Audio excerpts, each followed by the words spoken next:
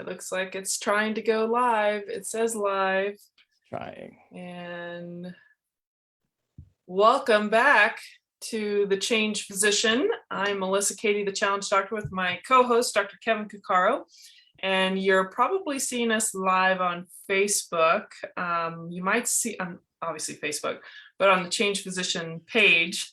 But you might be seeing it on Challenge Doctor. That's just cross-posted, but we are technically live on the Change Physician Facebook page. So if you don't know what the Change Physician is, you're missing out. You should really go to the website and find out what we're up to and what the community is about. Of course, if you want to join the community, you can as a physician or as a physician ally. We'd love to see you there. And our podcast releases episodes on Sunday and Thursdays typically. And of course, we do Facebook Lives, and we'll submit that into the podcast as a recording, not our official episodes, but that way you can hear it in the podcast venue. So of course, we're on Instagram. You can see occasional posts of what is up and coming, or a reminder of what happened in the past. What was that look? Kevin's making funny faces. So we always like to say hi on Saturday Salutations. Most time it'll be at noon Pacific time or 2 p.m. Central time, but today's we kind of had to switch it up a little bit. So we are live a little bit later on Saturday, but typically Saturdays is when we try to do that. Of course, if you missed our spooky Sunday, you should go back and check out Sunday. Dun, dun, dun. Our fancy masks or costumes we had. That was a hot masks. They were very hot. Very hot. We were very excited to get them off our faces. Yeah. You're worried, if people are worried about a little mask for just, COVID and other precautions, these masks were 10 times more coverage than a standard mask. So it was nice to take it off after our episode. So anyway, would you like to share with our audience what we had released in the last week? Sure. What we had released in the last week was 2 episodes. I'm trying to look at our color-coded scheme here. All right. We talked about what makes a great physician.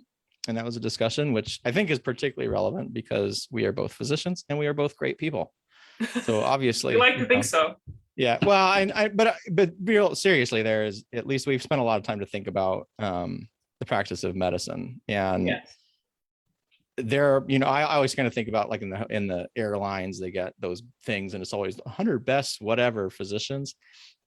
Remember those ads in the airline magazine? Have you seen those? The 100 top blah blah blah, or the 10 top plastic surgeons in Dallas, Texas, or the 10 and it is the biggest crock of garbage in the whole world because it's a paid advertisement. Yeah, I mean, it's a complete paid advertisement, and it's like, why is it only the 10 top plastic surgeons and not the 10 top primary care docs? Mm-hmm. Oh, because plastic surgeons make a crap ton of money and it's cash-based practice, and so this is good advertising for them. But anyway, those things. Long and short of it, we didn't talk about the 10 greatest whatevers that you're going to find on an airplane. We talked about traits that are really important to become a good physician, a really good physician. And if you are not a physician, it'd be something useful to kind of know and understand, because it's not just the ratings. We like to look at ratings all the time. There's a time and place for ratings. In medicine, that's not necessarily the best place for them, though. And I don't remember if we shared the data on patient satisfaction scores or not. But there's sort of an inverse on that. Higher patient satisfaction usually has a lower, or at least more association with mortality when it comes to inpatient, anyway, at least for hospitals and things. Yeah. So after that, then we also talked about the curse of knowledge. That's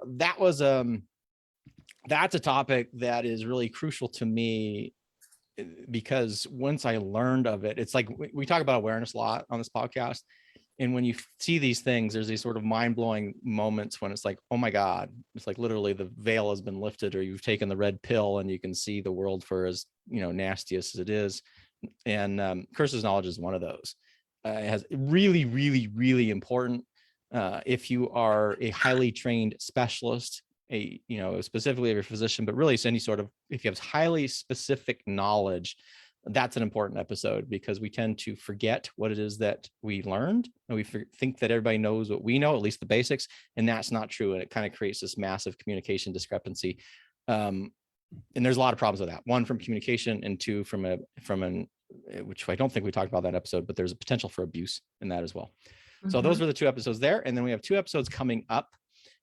Those are with Dr. Kelly Casperson, who is a podcaster, and she has the You Are Not Broken podcast on iTunes and everywhere else. It's a podcast really designed around sex, and particularly from the woman's perspective. And really, we'll talk to her more, or you'll see that more in that episode, but not your 20-year-old, but more of an older woman, and some of the concerns that she may have when it comes to that. So that we have the discussion with her, how she became a podcaster, really sign of her physician's journey, and why she chose her specialty, which I'm not going to say right now.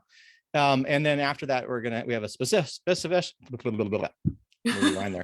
a special topic, which will be coming there after. So anyway, those are going to be some great episodes. You should really enjoy them. It's one of those things that we don't ever talk about, but it is also super important. Like we've talked about, okay, people talk about finances. People put more interest into, buying a car rather than buying their house. People put more work into oftentimes buying a house than they do into picking their spouse.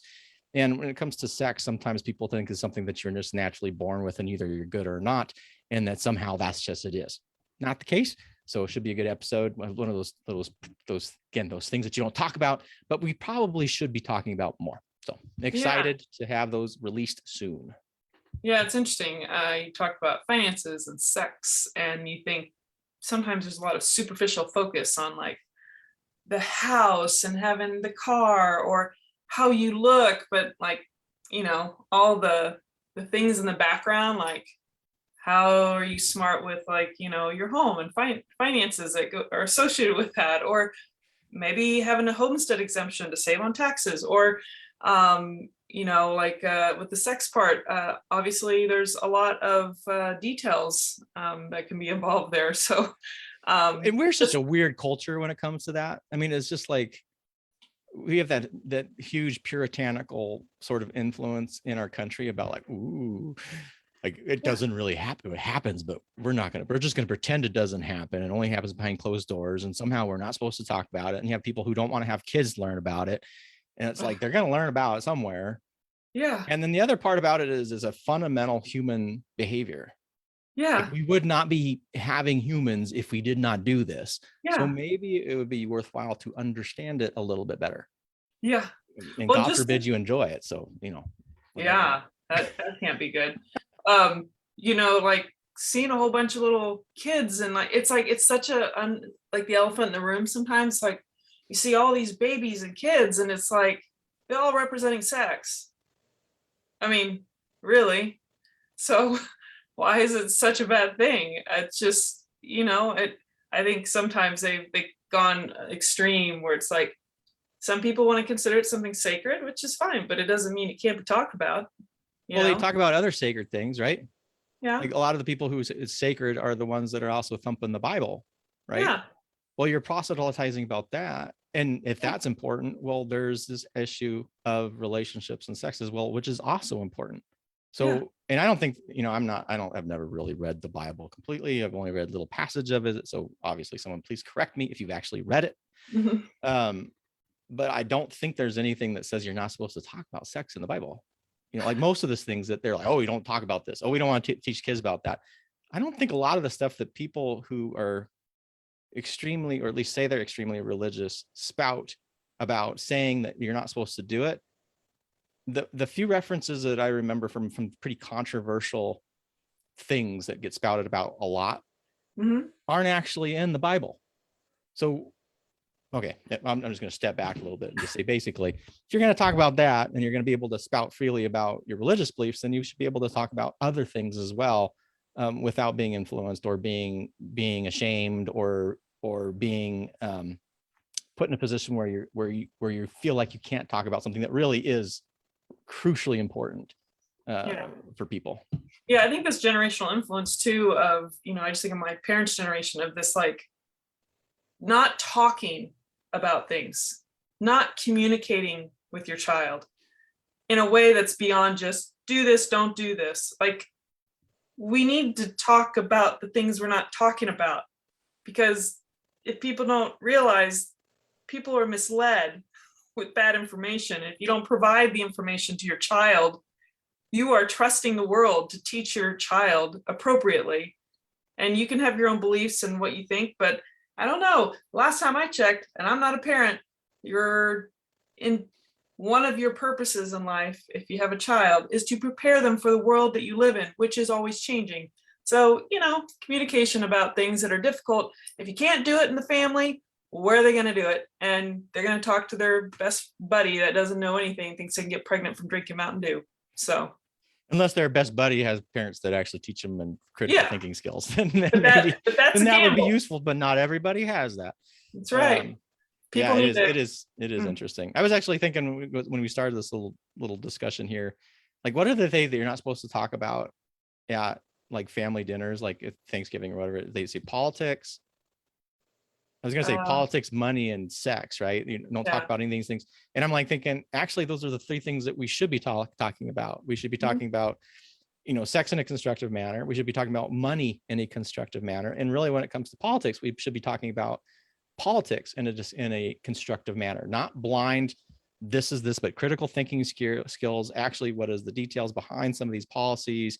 A little bit more about political theory would probably be useful. What the status of a democracy is, what the what our civic duty is in this country. These are all things that we, I just, whatever that was, don't talk about this. Well, the reason, this seems absurd, just seems absolutely absurd. Well, even the other things. Okay, so before we close out here shortly, I just have to say, people don't talk about so I'm in the medical field, you are in the medical field, and I happen to be in the operating room at times. Most of the time I'm there all day, and I can't really escape until I, can get someone to step in just for a moment and go to run the bathroom, relieve myself. But if you're a female, no one wants to talk about, oh my God, I'm on my period, and I'm just like, you know what? I don't even care. Guys, I know I went to the bathroom already, but I got to take care of some business. I'm sorry. And it's just the way it is. And, I'm not ashamed of it. I'm not embarrassed by it. I'm just thinking they might be embarrassed because they're not used to anyone talking openly about it. I'm like, I don't need to give them the gruesome details, but you know what? I can't take care of this in the operating room. So give me 2 minutes. It might be 1 minute longer than my minute before. But anyway, so yes, that's one of many things. Or that we have smells in the bathroom after you go to the bathroom. Like, you have to act like there's, like you're not human. Like, Jesus. I'm like, just get over ourselves. Anyway, but we're funny things. Humans are yes, funny. we are. Well, I guess we always say something we're grateful for before we finish out our Saturday salutations, or something that's happened in the last week we want to share. Is there anything you want to share? God, and every time you do this, I'm all ready, and then something happens. Actually, I do have a couple things, but like favorite things of the week. This was actually, I don't think I used it last week, but I wanted to say it last week, so I'm going to use it this week. And that is my 32 kilogram AEG 70-pound kettlebell arrived, and I love it. I'm in that I waited 2 months. Actually, I was trying to get a pet kettlebell from another company, and they gave me this big runaround, and they said they were going to email me when it came. Never ever emailed. So I went to this other site, and man, this thing's awesome. And I will be ordering future kettlebells from them. It is Rogue Fitness. It is fantastic, powder coated. Oh, I just love it. So it makes me want to go back and buy a lot of the kettlebells I already have, the weights I already have, because I've got cheap ones before. Mm-hmm. And they, in comparison to this, they are just not very good. I mean, it's a big hunk of metal, but this one is just so nice. Anyway, so that's my really exciting thing for the week. So what was the brand name? Rogue Fitness. And they have more than kettlebells. I have seen it. Yeah, it's a big one. And the other one that I was looking at was one from Kettlebell Kings, which had all these great reviews. What I think they have is a really good affiliate program. And so there's a lot of people talking about them, because if you go through their link, they get a lot of money. Mm-hmm. And they probably are good.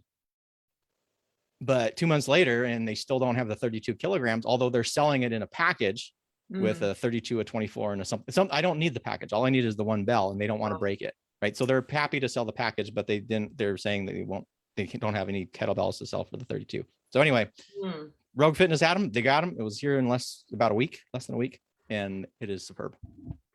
And you're swinging kettlebell. And I love my kettlebells. I do. I just love my kettlebells.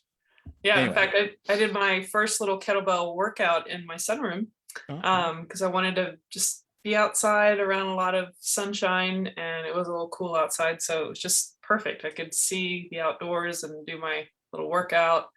And did you finish all your favorite things, or is that enough for you? I can have Okay. one. That's Well, I'll just have to say I'm very excited. This past week or so, I had some zoysia, a little bit of grass put around my sunroom, and zoysia palisades grass. It's beautiful. I'm hoping it takes and does well.